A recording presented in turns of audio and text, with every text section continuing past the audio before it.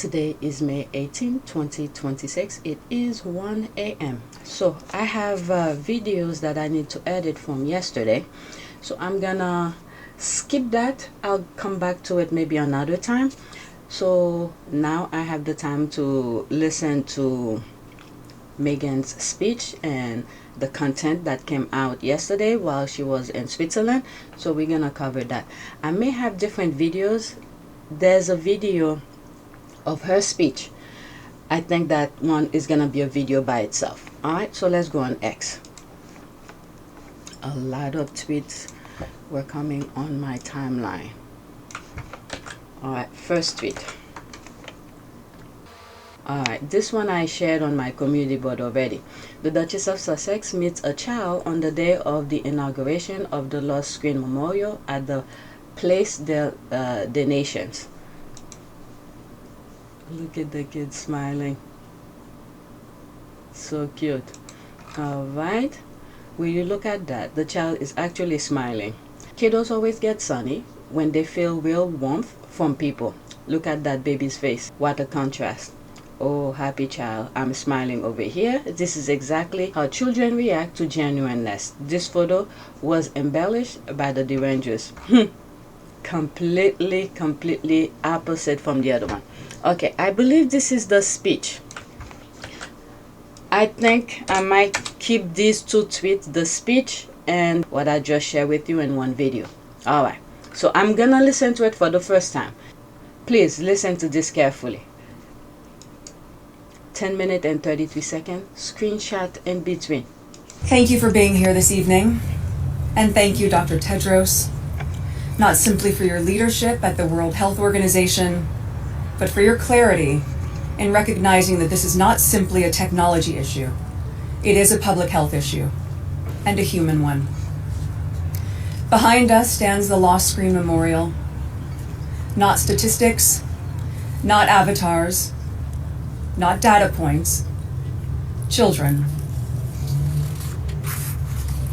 Each name belonged to a child who was loved beyond measure. A child whose laughter once filled a kitchen, whose shoes once waited by a front door, whose future once felt limitless. And now their faces ask the world questions we can no longer avoid. How many more millions of children will be harmed by products that, while innovative, are still designed without sufficient safeguards? And when will children be able to enjoy the extraordinary potential of technology without it compromising their well-being?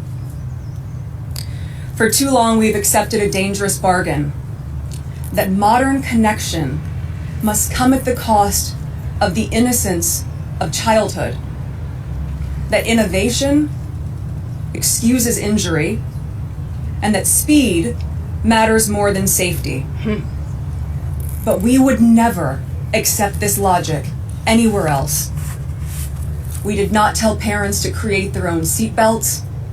We did not ask children to test unsafe medicine. We did not shrug at poisoned water or defective toys and call it the price of progress. We acted, and now the world must act again. Because children today are being shaped by systems designed to capture attention at absolutely any cost. Relentless algorithms, exploitative engagement, and endless exposure to harmful content that they are not seeking out. When a joyful and athletic young girl goes online looking for healthy recipes and instead is fed body dysmorphia content and pro-anorexia videos, leading her to be hospitalized for months with a severe eating disorder, her family sees their vibrant daughter suddenly sick from the social media she logged into. That is Katie.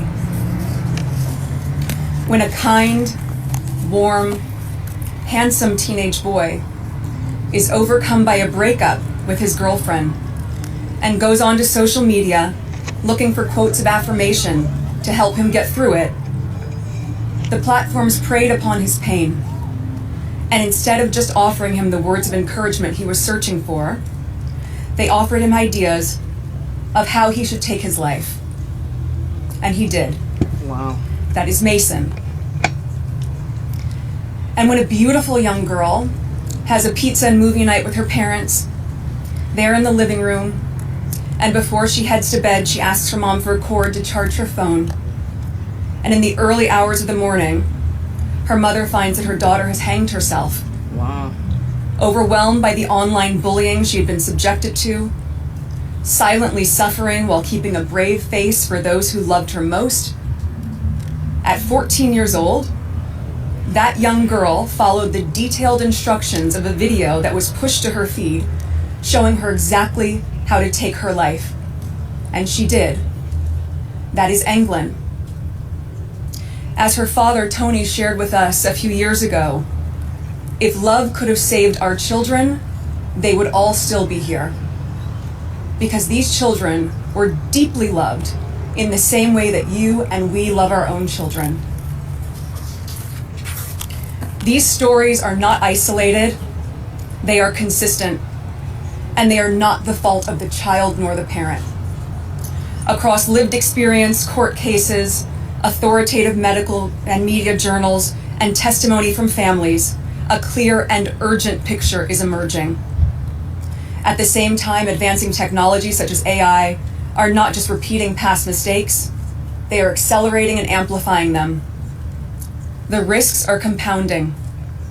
We are seeing new forms of harms emerge faster than our systems and ourselves are prepared to respond, affecting children at alarming scale and across borders. But these outcomes are not inevitable. And prevention begins with one simple principle. Children must be safe by design, not safe by chance. Because danger now travels globally, instantly, invisibly, and intimately. And our protections must do the same. And as technology advances at extraordinary speed, we cannot simply stand by waiting for the damage to catch up with us. This is why brave parents, such as Amy Neville, here with us today, are turning unimaginable grief into action. Amy lost her 14-year-old son, Alexander, a child targeted through a platform engineered for engagement, not for protection. And she'll be sharing her story with you shortly. Today, she is here not only as a mother, but as an advocate and an activist, working to ensure that no other family has to experience the same loss. Her voice and the voices of so many others remind us of what is at stake. Children are no longer just participants in digital spaces.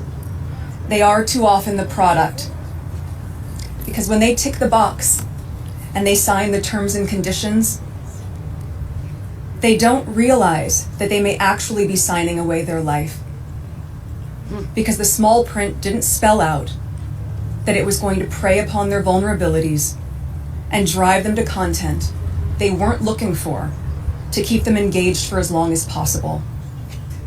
They didn't know that the platforms valued profit over people. And yet when we've seen this in other sectors, we did not accept it. We would never accept a food system that knowingly exposed children to harm. We should not accept a digital one either. This moment demands more than concern. It demands courage.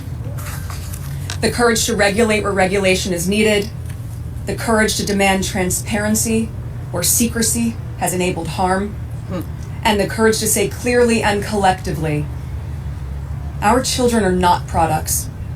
They are not experiments, and they are not expendable. The decisions made in places such as the World Health Assembly transcend far beyond these next few days. They ripple outward into schools, into homes, into hospitals, and into childhoods across the globe. So we must ask ourselves, will we look back at this moment as one where through collective action, the design of technology shifted towards safety, dignity, and well-being? Or will we accept more names being added to memorials like this? Because if an adult is barely able to survive the bullying and predation of the online world and the dangers that these platforms bring, how is a child? Let this not only be a moment to reflect, as Dr. Tedros said, let it be a mandate for action. So speak up. Demand better from the platforms shaping our children's lives. Be an example in your own social media use of how to be intentional in every moment that you like, that you comment, that you post, that you share. Hold your community to the same standard. Support laws and leaders committed to child safety by design, transparency, and accountability online. Write to your elected officials. Ask what they are doing to protect children in digital spaces. And join the parents, campaigners, health experts, and young people around the world calling for global standards that put child well-being before algorithmic profit. Because when enough voices refuse to accept harm as the cost of connection, change becomes inevitable. One day, generations from now, children will look back at this era with absolute disbelief that adults once allowed digital spaces to exist without basic protections for young people. But let's do something now so that they will also look back and see that during this increasingly polarized time, where people can barely agree on basic facts, that beyond politics or party lines, beyond demographics, incomes, or ideologies, beyond race or religion, we could all universally agree on one thing. We want our children to be safe. Let our children look back at this moment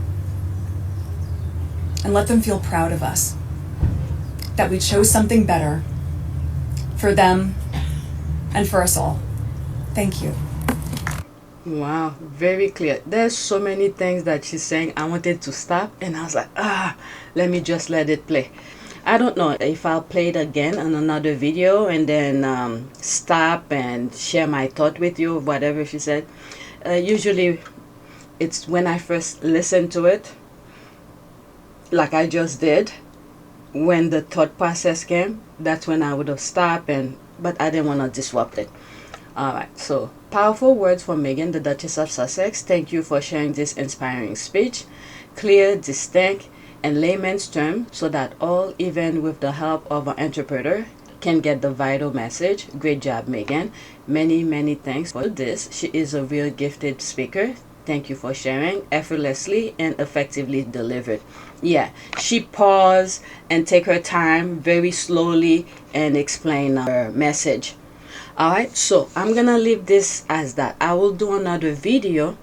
I wanna edit this really quickly, put it out for you, and then the next video, I have yesterday's video I didn't edit yet, so the sequence of the video might be off.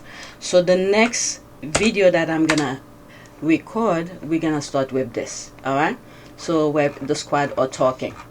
So that is it. Thank you for watching. Please subscribe, like, and share, and those who have donated, I appreciate it. Alright, thank you for watching.